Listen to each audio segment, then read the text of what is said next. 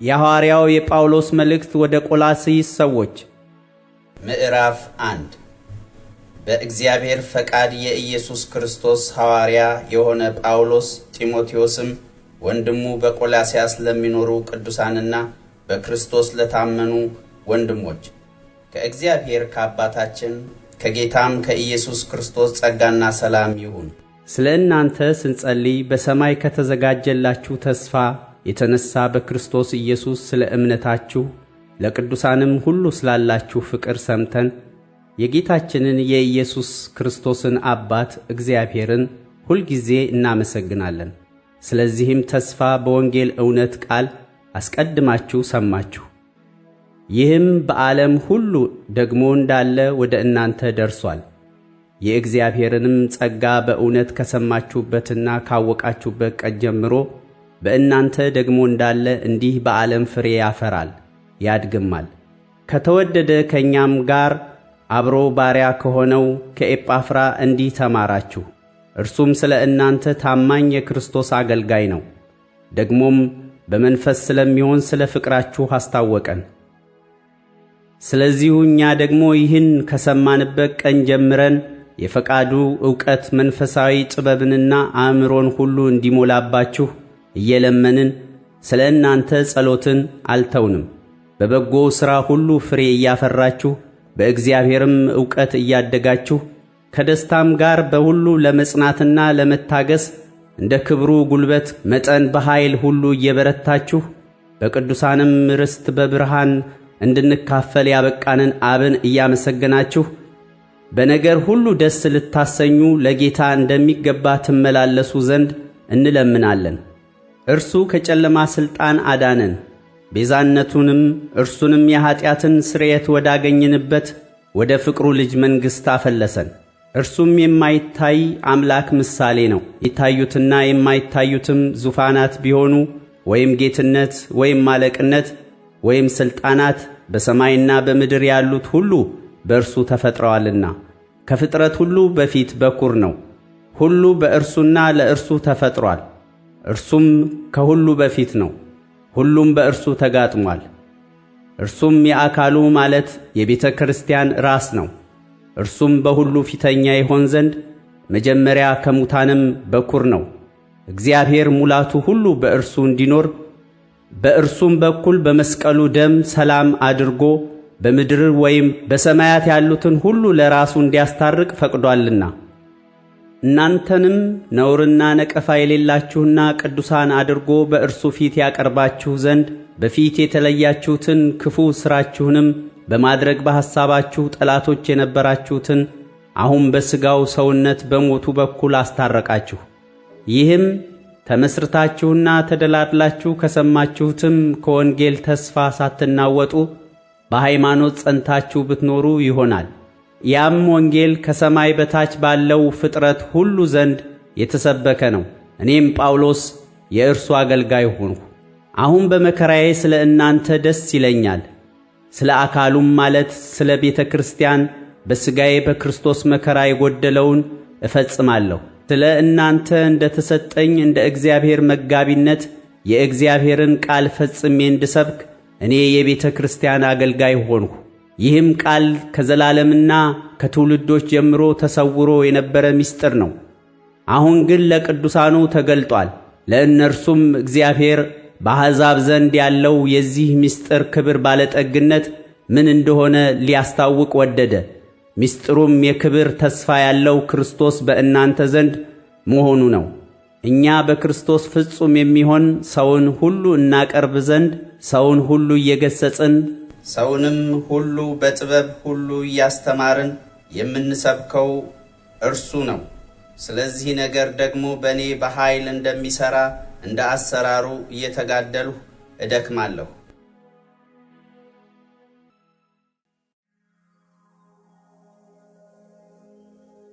ምዕራፍ 2 ስለ እናንተና በሎዶቅያ ስላሉት ፊቴንም በሥጋ ስላላዩት ሁሉ እንዴት ያለ ትልቅ መጋደል እንዳለኝ ልታውቁ ወዳለሁና ልባቸው እንዲጽናናና በፍቅርም ተባብረው በማስተዋል ወደሚገኝበት ወደ መረዳት ባለጠግነት ሁሉ እንዲደርሱ የእግዚአብሔርንም ምስጢር እርሱንም ክርስቶስን እንዲያውቁ እጋደላለሁ። የተሰወረ የጥበብና የእውቀት መዝገብ ሁሉ በእርሱ ነውና ማንም በሚያባብል ቃል እንዳያስታችሁ ይህን እላለሁ። በሥጋ ምንም እንኳን ብርቅ በመንፈስ ከእናንተ ጋር ነኝና ሥርዓታችሁንም በክርስቶስም ያለውን የእምነታችሁን ጽናት እያየሁ ደስ ይለኛል። እንግዲህ ጌታ ክርስቶስ ኢየሱስን እንደ ተቀበላችሁት በእርሱ ተመላለሱ፣ ስር ሰዳችሁ በእርሱ ታነጹ፣ እንደ ተማራችሁም በሃይማኖት ጽኑ፣ ምስጋናም ይብዛላችሁ። እንደ ክርስቶስ ትምህርት ሳይሆን እንደ ሰው ወግና እንደ ዓለማዊ እንደ መጀመሪያ ትምህርት ባለ በፍልስፍና በከንቱ መታለል ማንም እንዳይማርካችሁ ተጠበቁ። በእርሱ የመለኮት ሙላት ሁሉ በሰውነት ተገልጦ ይኖራልና ለአለቅነትና ለሥልጣንም ሁሉ ራስ በሆነ በእርሱ ሆናችሁ ተሞልታችኋል። የሥጋንም ሰውነት በመገፈፍ በክርስቶስ መገረዝ በእጅ ባልተደረገ መገረዝ በእርሱ ሆናችሁ ደግሞ ተገረዛችሁ። በጥምቀትም ከእርሱ ጋር ተቀብራችሁ በጥምቀት ደግሞ ከሙታን ባስነሳው በእግዚአብሔር አሰራር በማመናችሁ ከእርሱ ጋር ተነሳችሁ። እናንተም በበደላችሁና ሥጋችሁን ባለመገረዝ ሙታን በሆናችሁ ጊዜ ከእርሱ ጋር ሕይወትን ሰጣችሁ፣ በደላችሁን ሁሉ ይቅር አላችሁ። በእኛ ላይ የነበረውን የሚቃወመንንም በትእዛዛት የተጻፈውን የዕዳ ጽሕፈት ደመሰሰው፣ እርሱንም በመስቀል ጠርቆ ከመንገድ አስወግዶታል። አለቅነትንና ሥልጣናትን ገፎ ድል በመንሳት በእርሱ እያዞራቸው በግልጥ አሳያቸው። እንግዲህ በመብል ወይም በመጠጥ ወይም ስለ በዓል ወይም ስለ ወር መባቻ ወይም ስለ ሰንበት ማንም አይፍረድባችሁ። እነዚህ ሊመጡ ያሉት ነገሮች ጥላ ናቸውና አካሉ ግን የክርስቶስ ነው። ትሕትናንና የመላእክትን አምልኮ እየወደደ ባላየውም ያለ ፈቃድ እየገባ በሥጋዊም አእምሮ በከንቱ እየታበየ ማንም አይፍረድባችሁ። እንደዚህ ያለ ሰው ራስ ወደሚሆነው አይጠጋም። ከእርሱም አካል ሁሉ በጅማትና በማሰሪያ ምግብን እየተቀበለ እየተጋጠመም እግዚአብሔር በሚሰጠው ማደግ ያድጋል። ከዓለማዊ ከመጀመሪያ ትምህርት ርቃችሁ ከክርስቶስ ጋር ከሞታችሁ እንደ ሰው ሥርዓትና ትምህርት አትያዝ፣ አትቅመስ፣ አትንካ ለሚሉት ትእዛዛት በዓለም እንደምትኖሩ ስለምን ትገዛላችሁ? እነዚህ ሁሉ በመደረግ ሊጠፉ ተወስነዋልና። ይህ እንደ ገዛ ፈቃድህ በማምለክና በትሕትና ሥጋንም በመጨቆን ጥበብ ያለው ይመስላል። ነገር ግን ሥጋ ያለ ልክ እንዳይጠግብ ለመከልከል ምንም አይጠቅምም።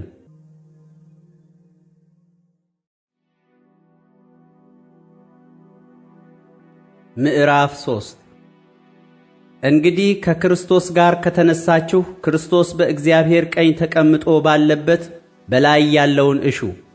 በላይ ያለውን አስቡ እንጂ በምድር ያለውን አይደለም። ሞታችኋልና ሕይወታችሁም በእግዚአብሔር ከክርስቶስ ጋር ተሰውሯል። ሕይወታችሁ የሆነ ክርስቶስ በሚገለጥበት ጊዜ በዚያን ጊዜ እናንተ ደግሞ ከእርሱ ጋር በክብር ትገለጣላችሁ። እንግዲህ በምድር ያሉትን ብልቶቻችሁን ግደሉ። እነዚህም ዝሙትና ርኩሰት፣ ፍትወትም፣ ክፉ ምኞትም፣ ጣዖትንም ማምለክ የሆነ መጎምጀት ነው። በእነዚህም ጠንቅ የእግዚአብሔር ቁጣ በማይታዘዙት ልጆች ላይ ይመጣል። እናንተም ደግሞ ትኖሩባቸው በነበራችሁ ጊዜ በፊት በእነዚህ ተመላለሳችሁ። አሁን ግን እናንተ ደግሞ ቁጣንና ንዴትን፣ ክፋትንም፣ ከአፋችሁም ስድብን፣ የሚያሳፍርንም ንግግር እነዚህን ሁሉ አስወግዱ። እርስ በርሳችሁ ውሸት አትነጋገሩ፣ አሮጌውን ሰው ከሥራው ጋር ገፋችሁታልና የፈጠረውንም ምሳሌ እንዲመስል ዕውቀትን ለማግኘት የሚታደሰውን አዲሱን ሰው ለብሳችሁታል። በዚያም የግሪክ ሰው አይሁዳዊም፣ የተገረዘም ያልተገረዘም፣ አረማዊም፣ እስኩቴስም፣ ባሪያም ጨዋ ሰውም መሆን አልተቻለም። ነገር ግን ክርስቶስ ሁሉ ነው፣ በሁሉም ነው።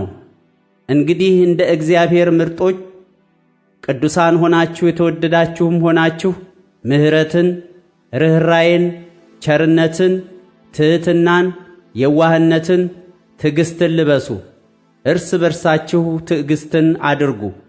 ማንም በባልንጀራው ላይ የሚነቅፈው ነገር ካለው ይቅር ተባባሉ። ክርስቶስ ይቅር እንዳላችሁ እናንተ ደግሞ እንዲሁ አድርጉ። በእነዚህም ሁሉ ላይ የፍጻሜ ማሰሪያ የሆነውን ፍቅርን ልበሱት። በአንድ አካልም የተጠራችሁለት ደግሞ የክርስቶስ ሰላም በልባችሁ ይግዛ። የምታመሰግኑም ሁኑ። የእግዚአብሔር ቃል በሙላት ይኑርባችሁ። በጥበብ ሁሉ እርስ በርሳችሁ አስተምሩና ገስጹ። በመዝሙርና በዝማሬ በመንፈሳዊም ቅኔ በጸጋው በልባችሁ ለእግዚአብሔር ዘምሩ። እግዚአብሔር አብን በእርሱ እያመሰገናችሁ በቃል ቢሆን ወይም በሥራ የምታደርጉትን ሁሉ በጌታ በኢየሱስ ስም አድርጉት። ሚስቶች ሆይ በጌታ እንደሚገባ ለባሎቻችሁ ተገዙ። ባሎች ሆይ ሚስቶቻችሁን ውደዱ፣ መራራም አትሁኑባቸው። ልጆች ሆይ ይህ ለጌታ ደስ የሚያሰኝ ነውና በሁሉ ለወላጆቻችሁ ታዘዙ። አባቶች ሆይ ልባቸው እንዳይዝል ልጆቻችሁን አታበሳጯቸው። ባሪያዎች ሆይ በቅን ልብ ጌታን እየፈራችሁ እንጂ ለሰው ደስ እንደምታሰኙ ለታይታ የምትገዙ ሳትሆኑ በሥጋ ጌቶቻችሁ ለሆኑ በሁሉ ታዘዙ። ለሰው ሳይሆን ለጌታ እንደምታደርጉ የምታደርጉትን ሁሉ በትጋት አድርጉት፣ ከጌታ የርስትን ብድራት እንድትቀበሉ ታውቃላችሁና። የምታገለግሉት ጌታ ክርስቶስ ነውና። የሚበድልም የበደለውን በብድራት ይቀበላል፣ ለሰው ፊትም አድሎ የለም።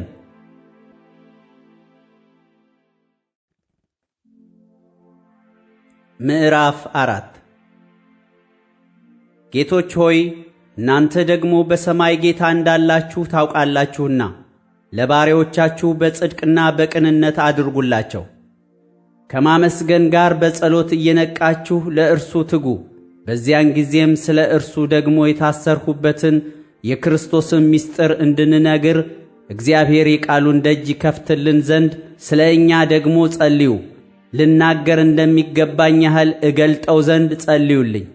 ዘመኑን እየዋጃችሁ በውጭ ባሉቱ ዘንድ በጥበብ ተመላለሱ። ለእያንዳንዱ እንዴት እንድትመልሱ እንደሚገባችሁ ታውቁ ዘንድ ንግግራችሁ ሁል ጊዜ በጨው እንደተቀመመ በጸጋ ይሁን። የተወደደ ወንድምና የታመነ አገልጋይ በጌታም አብሮኝ ባሪያ የሆነ ቲኪቆስ ኑሮዬን ሁሉ ያስታውቃችኋል። ወሬያችንን እንድታውቁና ልባችሁን እንዲያጽናና ከእናንተ ከሆነውና ከታመነው ከተወደደውም ወንድም ከአናሲሞስ ጋር ወደ እናንተ የምልከው ስለዚህ ምክንያት ነው። የዚህን ስፍራ ወሬ ሁሉ ያስታውቋችኋል። ከተገረዙት ወገን ያሉት አብሮ ከእኔ ጋር የታሰረ አርስጥሮቆስ፣ የበርናባስም የወንድሙ ልጅ ማርቆስ፣ ስለ ማርቆስ ወደ እናንተ ቢመጣ ተቀበሉት የሚል ትእዛዝ ተቀበላችሁ። በእግዚአብሔር መንግሥት ከእኔ ጋር አብረው የሚሰሩት እነዚህ ብቻ ናቸው። እኔንም አጽናንተውኛል። ከእናንተ የሆነ የክርስቶስ ባሪያ ኤጳፍራ ሰላምታ ያቀርብላችኋል። በእግዚአብሔር ፈቃድ ሁሉ ተረድታችሁና ፍጹማን ሆናችሁ እንድትቆሙ ሁል ጊዜ ስለ እናንተ በጸሎቱ ይጋደላል። ስለ እናንተ በሎዶቅያም በኢያራ ከተማም ስላሉቱ እጅግ እንዲቀና እመሰክርለታለሁና። የተወደደው ባለመድኃኒቱ ሉቃስ ዴማስም ሰላምታ ያቀርቡላችኋል። በሎዶቅያ ላሉት ወንድሞችና ለንምፉን በቤቱም ላለች ቤተ ክርስቲያን ሰላምታ አቅርቡልን። ይህችም መልእክት በእናንተ ዘንድ ከተነበበች በኋላ በሎዶቅያ ሰዎች ማኅበር ደግሞ እንድትነበብ አድርጉ። ከሎዶቅያም የምትገኘውን መልእክት እናንተ ደግሞ አንብቡ። ለአክሪጳም በጌታ የተቀበልኸውን አገልግሎት እንድትፈጽመው ተጠንቀቅ በሉልኝ። በገዛ እጄ የተጻፈ የእኔ የጳውሎስ ሰላምታ ይህ ነው። እስራቴን አስቡ። ጸጋ ከእናንተ ጋር ይሁን።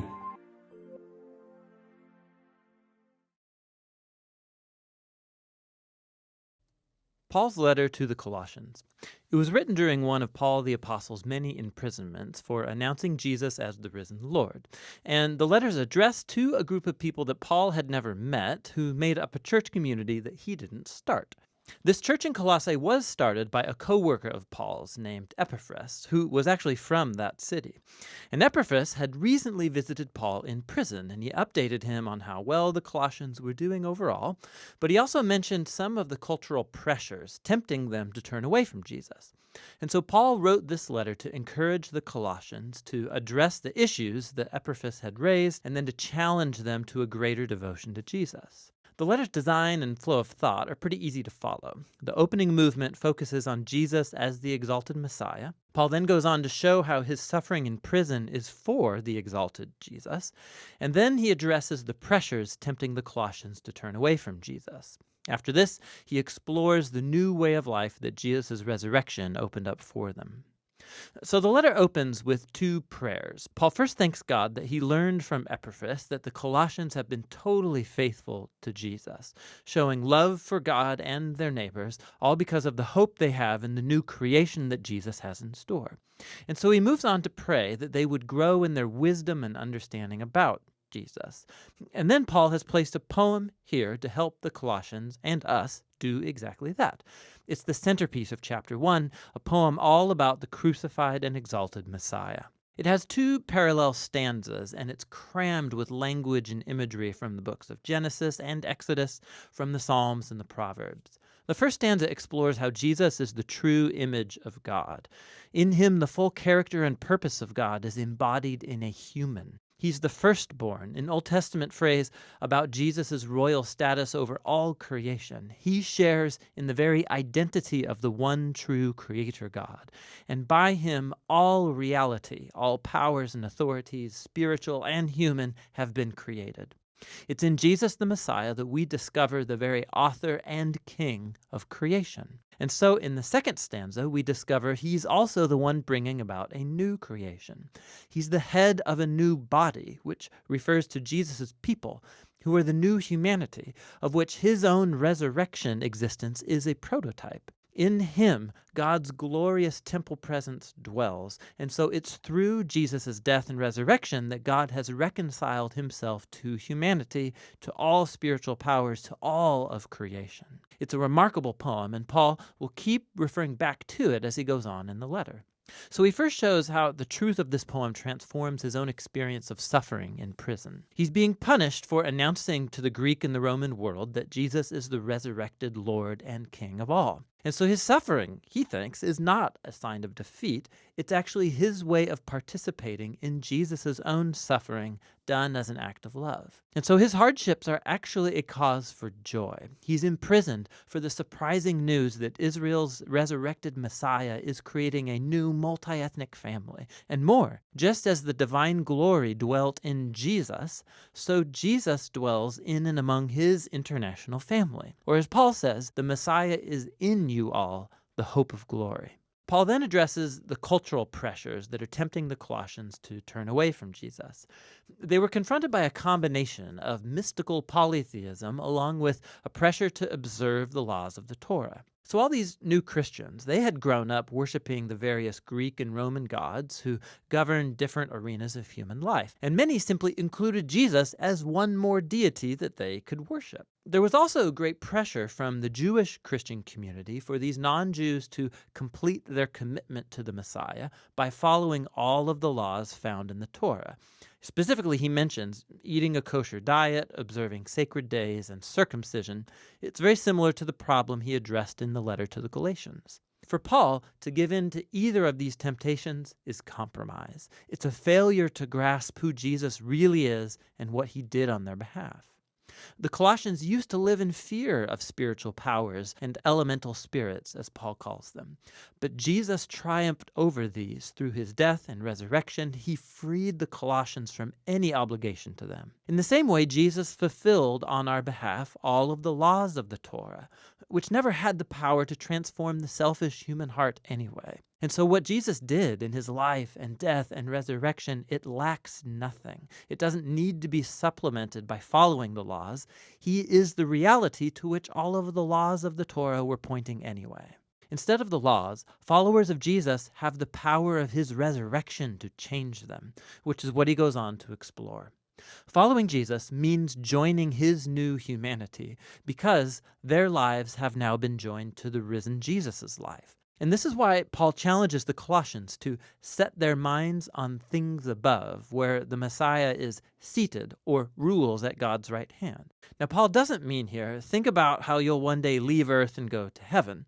Rather, the heavens are the transcendent place from which Jesus rules now over all of creation. And from there, he will one day return here to transform all things. Or, as Paul says, when the Messiah who is your life is revealed, you too will be revealed with him in glory. So Paul challenges them to live in the present as the kinds of new humans they will one day become.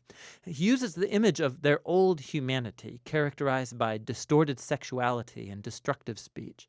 For Christians, that humanity died with Jesus and has been replaced by his own new humanity, which is characterized by mercy and generosity, by forgiveness and love. And this humanity, it transcends the ethnic and social boundary lines of our world to create, in Paul's words, a people where there is no one Greek or Jewish, circumcised or uncircumcised, slave or free, but the Messiah is all and is in all people. Paul then gets really practical, and he shows the Colossians what this new humanity might look like in a first-century Roman household, which was a highly authoritarian institution where the male patriarch held the power of life and death over his wife and children and slaves. Not so in a Christian household. Here, the risen Jesus is the true Lord. And so, in the Lord, the wife allows her husband to become responsible for her, and the husband is subject to Jesus by loving his wife and placing her well-being above his own. In a home where Jesus is Lord, children are not objects, but are called to maturity and to respect, and parents are to raise their children with patience and understanding. Christians who are slaves are to honor their human masters precisely because they're not the real master. Jesus is. And Christians who have slaves are to understand that this slave is not their property, but rather a fellow member of Jesus' body to be honored and embraced in love. And Paul's walking a very fine line here. He is reshaping the most basic Roman institution around Jesus, who rules by his self-giving love. And so while he doesn't abolish the household structure outright, the exalted Messiah demands that it be transformed, almost beyond the point of recognition for any Roman living in Colossae. You can see this most clearly in the letter's conclusion. After a request for prayer, Paul applies these instructions about Christian slaves and masters. And we discover that Tychicus is the one carrying and reading this letter to the Colossians, and he's accompanied by a certain Onesimus, who was a former slave to a Colossian Christian named Philemon. And we discover from another letter addressed to Philemon that Onesimus had escaped from his master. It was a crime worthy of imprisonment. But Paul asks the whole church to greet Onesimus as a faithful and beloved brother in the Lord. And then in the letter to Philemon, Paul says that he should receive Onesimus no longer as a slave, but as a brother. Talk about ending the letter with a punch. So in the letter to the Colossians, Paul is inviting us to see that no part of human existence remains untouched by the loving and liberating rule of the risen Jesus. Our suffering, our temptation to compromise, our moral character, the power dynamics in our homes, all of it must be re-examined and transformed. We are invited to live in the present as if the new creation really arrived when Jesus rose from the dead.